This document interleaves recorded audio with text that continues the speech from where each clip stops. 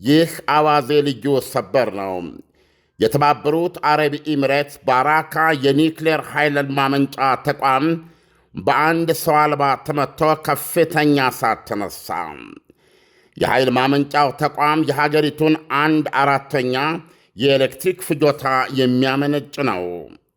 ተቋሙ የኤሚሬትስ ኩራት ብቻ ሳይሆን በሀገሪቱ እስከ 2050 ዓ.ም ድረስ ዜሮ ልቀት ግቦችን ከመወጣት አኳያ ትልቅ ሚና የሚጫወት ነው። የኢሚራቲ የኒውክሌር ኃይል ተቋሞች ላይ ጥቃት ሲካሄድ ይህ የመጀመሪያው ነው። የቀደሙት ጥቃቶች የነዳጅና ጋዝ ተቋሞቿ ላይ ብቻ ያተኮሩ ነበሩ። የተባበሩት አረብ ኤሚሬትስ እንዳለችው ሰው አልቦቹ የመጡት በምዕራባዊ ድንበሮቿ በኩል ሲሆን 3 ነበሩ። ሁለቱን ስታጨናግፍ ሦስተኛው ከባራካ ኒውክሌር ኤነርጂ ተቋም ቅጥር ውጪ የነበረ የጄኔሬተር የኃይል ማመንጫ መጥቶ ከፍተኛ እሳት አስነስቷል። ተቋሙ አልዳፍሪ በሚባለው ክልሏ ውስጥ ነው የሚገኘው። መርማሪዎች የጥቃቱን ምንጭ እየመረመሩ ሲሆን ውጤቱ ሲጠናቀቅ ይገለጻል ተብሏል። ዳንኤል፣ አሁን እንግዲህ እንቆቅልሹ ምንድነው? 2 ነገር ነው በአንድ ያየ ነው። አንደኛ ሀገሪቱ ባሏት የኒውክሌር ተቋሞች ላይ የኃይል ማመንጫዎች ናቸው፣ የኤሌክትሪክ ኃይል። ጥቃቱ ይህ ሲደረግ የመጀመሪያው ነው።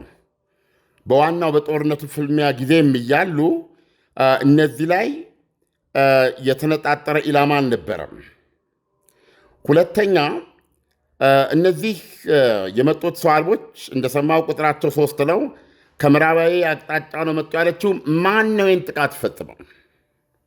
ወል ቶሎ ብለ የሚመጣልህ ኢራን ናትና ኢራን ናት ብሎ ለመግለጽ አለመፈለጉ ወይም ደግሞ ኢራን መሆኗን ለማረጋገጥ አለመቻሉ ራሱ እንቆቅልሽ ነው።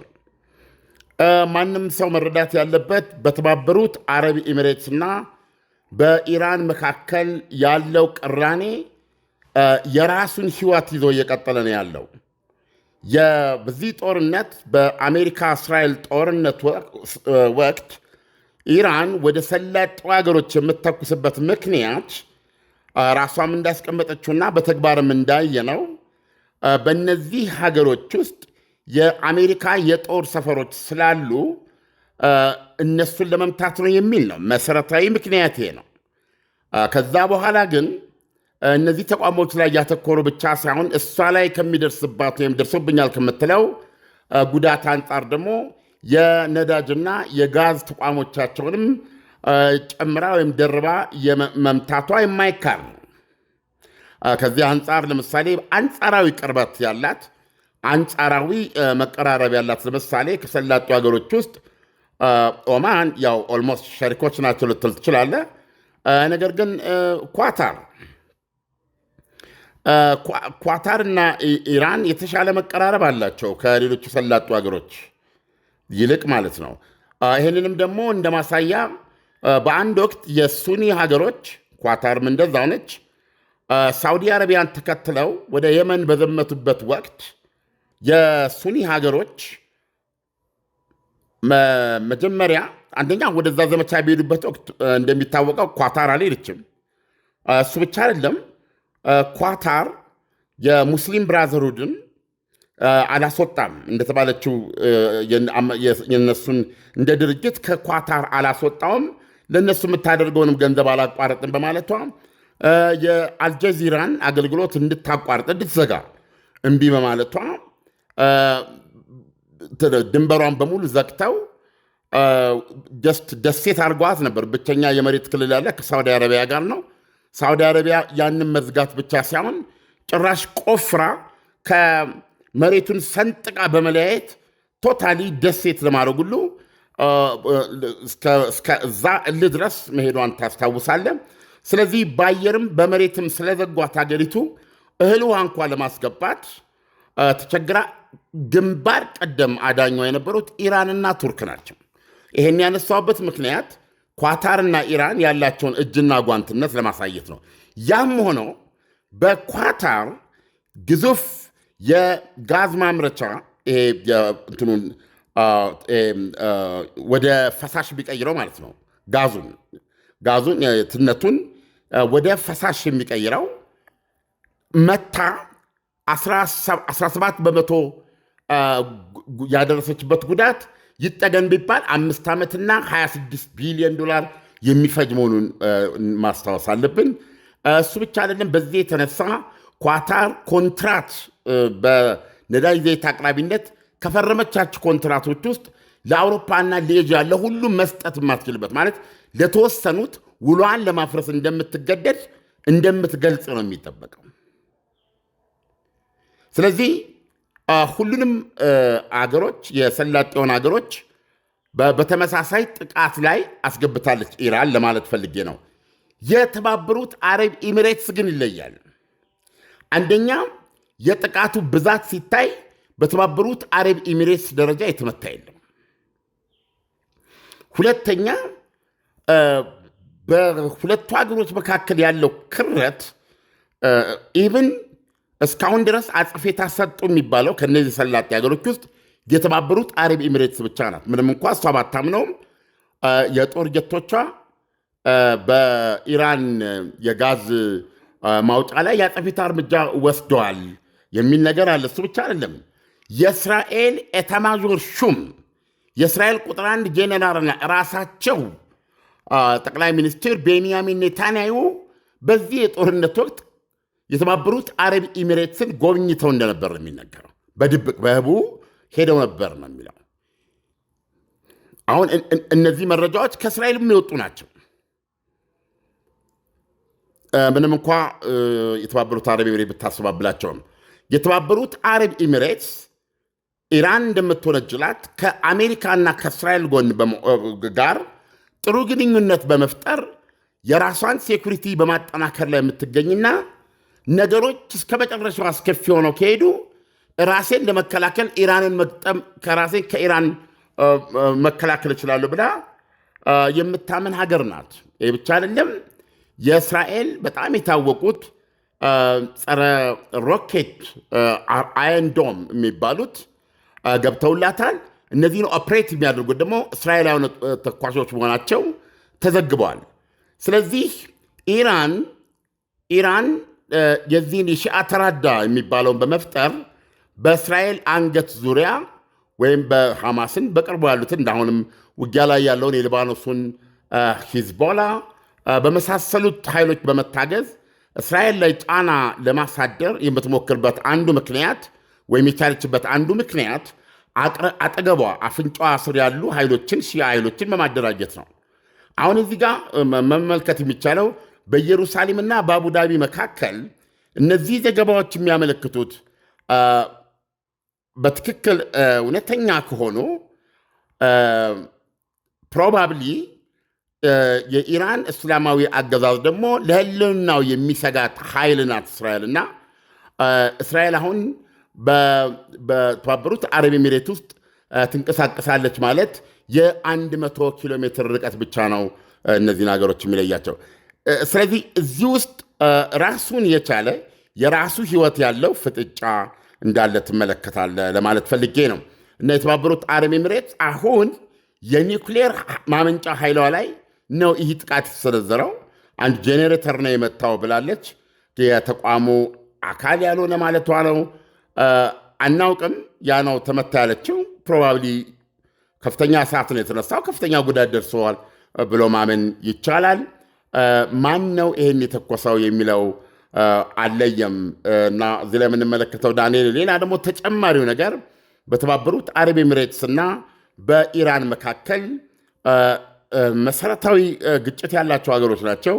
3 የተባበሩት አረብ ኤሚሬትስ የኔ ናቸው የምትላቸው ደሴቶችን ሙሉ በሙሉ በኢራን ቁጥጥር ስር ነው የሚገኙት። እነዚህን ደሴቶች የተባበሩት አረብ ኤሚሬትስ የራሷ እንግዲህ እነዚህ ደሴቶች በሆርሙዝ ሰርጥ ዙሪያ ያሉ ናቸው። እንግዲህ አብሮ ደግሞ የተለያየ ሪሶርስ አላቸው። ስለዚህ በኢራንና በተባበሩት አረብ ኤሚሬትስ መካከል የረጅም ጊዜ የቆየ የድንበር ይገባኛል ጥያቄ ያላቸው ሀገሮች ናቸው። እንደገና ደግሞ የተባበሩት አረብ ኤሚሬትስ አብርሃም አኮርድስ ተብሎ በሚታወቀውና ዶናልድ ትራምፕ ባመነጩት የእስራኤል አረቦች ዲፕሎማሲያዊ መሰረት የሚጥል ግንኙነት ውስጥ በዛ አማካኝነት ከእስራኤል ጋር እንደ ከሞሮኮ አብራ ዲፕሎማሲያዊ ግንኙነት የፈጠረች ሀገር ነች እና እነዚህ ነገሮች ስትመለከት ምንም እንኳ በኢራን የሰላጡ ሀገሮች ላይ የምታካሄደው ጥቃት የእስራኤል አሜሪካ ጦርነት አካል ቢሆንም በኢራንና በተባበሩት አረብ ኤሚሬትስ መካከል የሚደረገውን የራሱ ነፍስያ ያለው ነው። በጋራ ከምታየው ውጪ በግልም የሁለቱ ደመኛ የሆነ ግጭት ነው ለማለት ነው። ዳንኤል ዓለም የተባበሩት አረብ ኤሚሬትስ ባራክ የኒኩሌር ኃይል ማመንጫ ለምን ሊመታ ቻለ? እንደገና ደግሞ ጥቃቱን የሰነዘረችው ኢራን ካልሆነች ማን ሊሆን ይችላል ታዲያ? እኔም ጥያቄን ብቻ ነው መጋራት የምችለው ዳንኤል። አልቻለችም ከሌ ነው ለማለት ነገር ግን ብዙ ምርመራዎች ማካሄድ ይቻላል። የመጣው ከምዕራብ አቅጣጫ ነው ብላለች። እንግዲህ እርግጠኛ ነኝ ይህን ዜና ስትዘግብ አንተ ስትጭነው ማሳየት ትችላለህ ካርታውን። በስተ ምዕራብ ነው የመጣው እና አንደኛ ይሄ እንግዲህ ከየት ቦታ ተተኮሰ የሚል ጥያቄ ልታነሳ ትችላለህ። ይሄ መንገድ ነው ግን ቀላል ነው ለመርማሪዎቹ። የሁለት መጥተው የጣሉት አለ ወይም ደግሞ ዋቴቨር ኢላማውን አቅጣጫ ውስጥ የሚወድቅ ይኖራ አለ። የእሱን ወይም የዚህኛውን ስብርባሪውን በመመርመር ማወቅ ይቻላል። የኢራን ድሮኖች ይታወቃሉ። በዚህ ጦርነት ተጠቀመችባቸው ቴክኒካሊ ይታወቃሉ። ብዙ ጊዜ የሚፈጅም አይመስለኝም። ይህን ነገር ኢራን የተኮሰችው ከሆነ በዛሬው ዕለት እስከ ምሽት ሊነግሩን ይችላሉ። ምክንያቱም በቀላሉ በማነጻጸር ሊቀርብ የሚችል ነው እና ዞሮ ዞሮ ግን ይህን ጥያቄ ለመመለስ ያው የመርማሪዎችን ውጤት መጠበቅ ነው የሚቻለው። ዳኒ ዓለም በአሜሪካና በኢራን መካከል ተኩስ አቁሙ ባለበት ሁኔታ ውስጥ የተባበሩት አረብ ኤሚሬትስ ላይ ጥቃት መሰንዘሩ ወይም ጥቃቱን የሰነዘረችው ኢራን ከሆነች በተዘዋዋሪ የተኩስ አቁም ስምምነቱን ጥሳለች ማለት አይቻልም ወይ? ያው በተደጋጋሚ ጥሳለች። የተባበሩት አረብ ኤሚሬትስ የተኩስ አቁሙ ከተደረገ በኋላ ከአንዴም ሁለት ጊዜ የኢራን ጥቃት ተነጣጥሮባታል። 15 ሚሳይሎች ተኩሳለች ኢራን በዛን ሰሞን 15 ቦሊስቲክ ሚሳይሎች እና ይሄም ከነዚህ የሚገርምህ ያ ጥቃት ደግሞ እንግዲህ ተኩስ አቁሙ ቆሟል። የትኛውም የሰላጤ ሀገር ተኩስ አቁሙን በማየት ራሷ የተባበሩት አረብ ኤሚሬትስ የአየር ክልሏ ነፃ መሆኑን ገልጻ አየር መንገዷ ሙሉ በሙሉ የሚሰራበትን ሁኔታ አውጃለች። በዛን ወቅት ልጆች ትምህርት ቤት ይሄዳሉ ጠዋት ተነስተው። ኦልሞስት በዚህ በተኩስ አቁሙ ጊዜ እንደ ማንኛውም የሰላጤው ሀገሮች የተዝናና ስሜት ውስጥ ነበረች። ነገር ግን አሜሪካ በኢራን ወደቦች ላይ ለጣለችው ከበባ ምክንያት መነሻ አድርጋ የተባበሩት አረብ ኤሚሬትስ ላይ ተኩሳለች። በነበራቸው ግጭት ማለት ነው። ይቅርታ አሜሪካ ለአንድ ቀን 48 ሰዓት ያልቆየ ነው 24 ሰዓት 48 ሰዓት ያልቆየው ይሄ ምንድነው ምናምን ፍሪደም በሚል በዚህ ሆርሙዝ ሰርጥ በመዘጋቱ የተነሳ እስካሁን ድረስ ወደ 3 ወር ገደማ ምንድነው ይባለው እስርስር ብለው መነቃነቅ ያልቻሉ ነዳጅ የጫኑ የተለያየ ዕቃ የጫኑ ወደ 2000 የሚጠጉ መርከቦች አሉ ዳንኤል። እና እነሱ ላይ የሚሰሩ ከ20 ሺህ በላይ መርከበኞች አሉ። እነዚህን ነፃ ለማውጣት የጫኑትን ጭነው እና በሆርሙዝ ሰርጥ አልፈው እንዲሄዱ ለማድረግ ይህንን ለመፍታት በሚል ፖሊሲ ነድፈው የአሜሪካ ባህር ኃይል ሆርሙዝ ሰርጥን እያለፈ የማሳለፍ እንቅስቃሴ ጀምራል ሲል የአጸፌታ ምላሽ ተኩስ ከኢራን ይተኮስበታል። በወቅቱም አሜሪካም የኢራንን 5 ነው ዶናልድ ትራምፕ እንዳሉ 7 ጀልባዎች አስጥማለች። እንደገና ደግሞ ቦሊስቲክ ሚሳይል ሁሉ ስለተኮሱ የኢራንን የውሃ ዳርቻ የቅርብ ግዛቶች ጥቃት አድርሳለች አሜሪካ። እና ኢራኖች የበቀል ማሳረፊያ ያደረጓት የተባበሩት አረብ ኤሚሬትስን ነው። ፉጃይራ የሚባለውን ከተባበሩት አረብ ኤሚሬትስ 7ቱ ሼክደምስ በሼክ የሚተዳደሩ አንድ ኤሚሬት 7 ኤሚሬቶች ናቸው ያሉት ማለት ነው። ይሄ ፉጃይራ የሚባለው ራሱን የቻለ አንድ ክልል ነው ማለት ነው። የእሱ ወደቧ ከሆርሙዝ ሰርጥ ወደ ኦማን ሰላጤ 7 ኪሎ ሜትር ዳርቻ ርቀት ላይ የሚገኝ ነው። ስለዚህ ከሆርሙዝ ሰርጥ ወከባና ከበባ ነፃ ነው። ስለዚህ የተባበሩት አረብ ኤሚሬት ቀጥታ ከአቡዳቢ ወደ ፉጃይራ ወደብ የተዘረጋ የ400 ኪሎ ሜትር የነዳጅ ማስተላለፊያ ቧንቧ አላት። በዛ በኩል በቀን እስከ 1.8 ሚሊዮን በርሜል ነዳጅ ዘይት መላክ ትችላለች። ቀጥታ የሚያወጣት ፉጃይራ ዳርቻው የኦማን ሰላጤ ነው። አጠገብ ወደ ኦማን ሰላጤ ውስጥ ነው። በቀጥታ ትሄዳለች ማለት ነው። የኢራን ሆርሙዝ ሰርጥ ላይ የፈጠረችው እንቅፋት ወይም መዝጋት ነፃ ነች ከዛ። ስለዚህ በነፃነት በየቀኑ ነዳጇን ለዓለም ገበያ በዚህ መጠን ማቅረብ ትችላለች ማለት ነው። ኢራን የመታችው ፉጃይራ ወደብ ነው።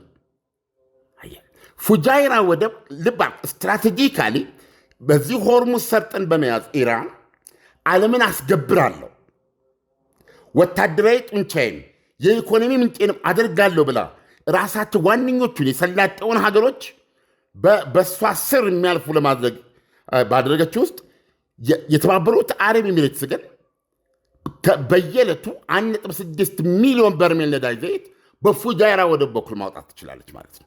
ከዚህ ነፃ ያደርጋታል አንድ በል።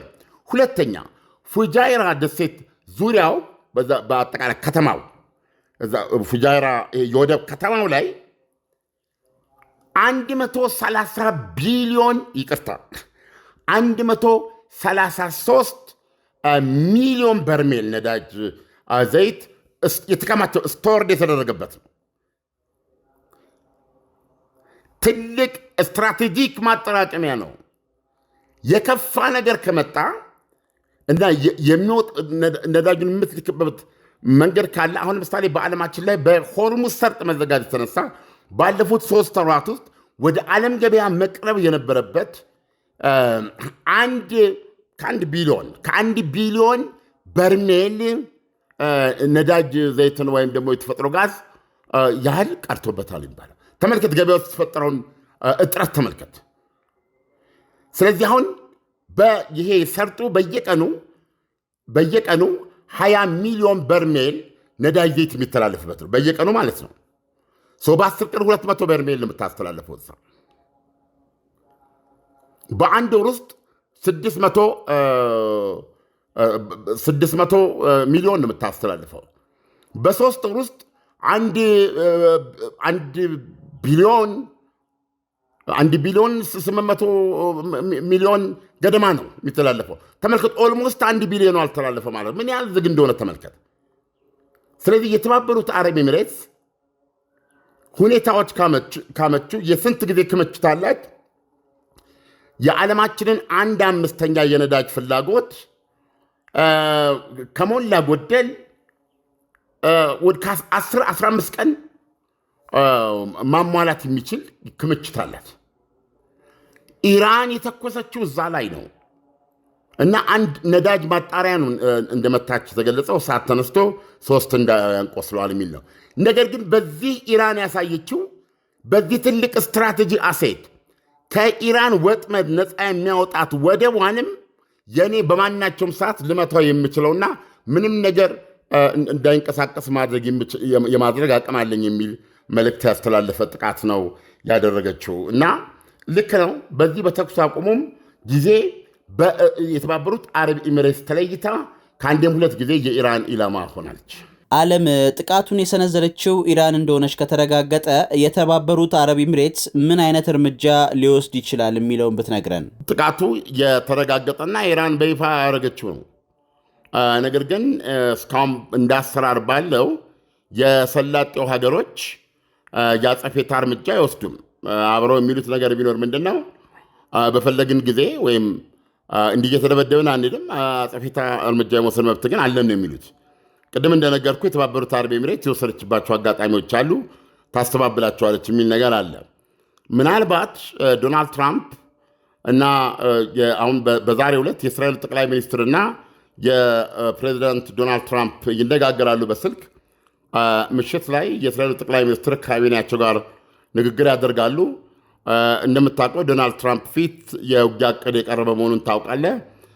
እንደዚሁም በእስራኤል በኩል ይሄ ዝግጅት የቆየ ነው። ምናልባት ወደ ድጋሚ ድብደባ የሚገቡ ከሆነና እንደተለመደው ደግሞ ኢራን እነዚህ ሀገሮች ላይ አጸፌታ መውሰድ አይቀርም። ፕሮባብሊ ካሉት ሁኔታዎች አንጻር የሰላጤው ሀገሮችም ኢራን በተኮሰችባቸው መጠን የአጸፌታ እርምጃ መውሰድ ይጀምራሉ ብሎ ለማሰብ ግን ተገቢ ነው ብዬ አየዋለሁ። ዓለም ለሰጠን ትንታኔ በጣም አመሰግናለሁ። መልካም ጊዜ ይሁንልህ። መልካም ጊዜ ዳኒ።